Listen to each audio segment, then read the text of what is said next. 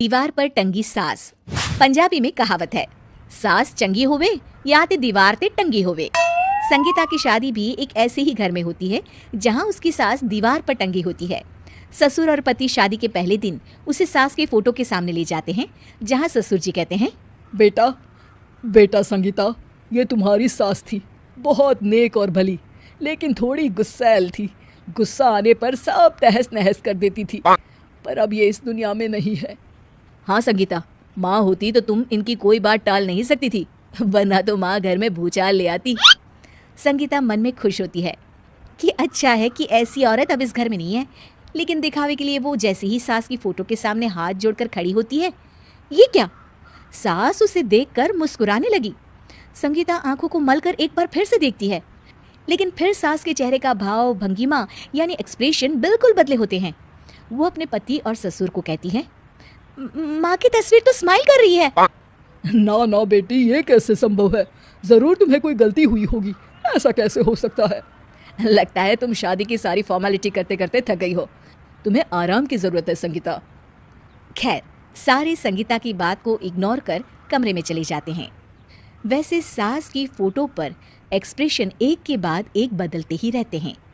सुबह होती है, पति और ससुर को काम पर भेजकर संगीता कमरे की सफाई करने में लग जाती है कि तभी उसे आवाज आती है, टेबल ठीक से साफ करो। ऐसे भी कोई टेबल साफ करता है? इससे अच्छा तो ये गंदा ही था।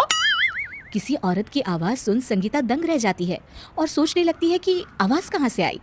आवाज को नजरअंदाज कर वो फिर से अपना काम करना शुरू करती है, लेकिन इस बार तो आवाज बिल्कुल उसके कान के पास से आती है। मेरा घर है ये, जब तक मैं थी चमका कर रखती थी, हर एक चीज शीशे की तरह थी। तुम्हें तो ना सफाई आती है ना कुछ पता है। क्यों तुम्हें मेरे घर की जिम्मेदारी दे दी गई है? पता नहीं तुमने मेरे बेटे को क्या दिखाई दिया। मैं होती तो एक से बढ़कर एक लड़कियों की लाइन लगा देती।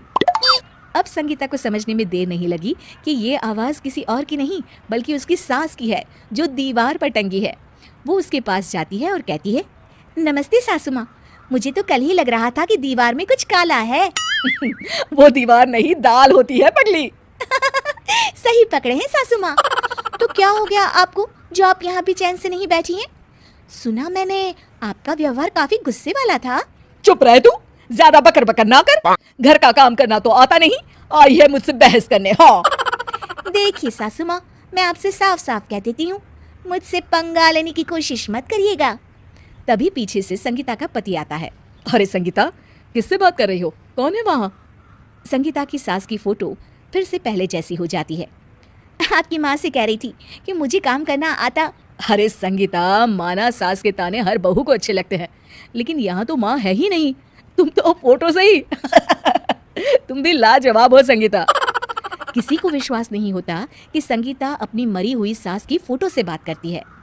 वहीं आए दिन संगीता की सास संगीता को किसी न किसी बात पर आते जाते ताने देती। संगीता को भी अब सास के तानों और उनसे बात करने की आदत हो गई। वो कभी खानदान की कहानी तो कभी तीज त्योहार कैसे मनाए या किसी व्यंजन की रेसिपी सास से ही पूछती। सारा दिन घर में अकेली संगीता की सास अब उसके लिए तानों के साथ पक्की साथी की तरह भी रहने लगी थी, जो किसी और को नहीं बल्कि संगीता को ही सुनाई देती। तो देखा आपने, सास बहू का रिश्ता हर रिश्ते से ऊपर होता है, फिर चाहे वो खट्टा हो या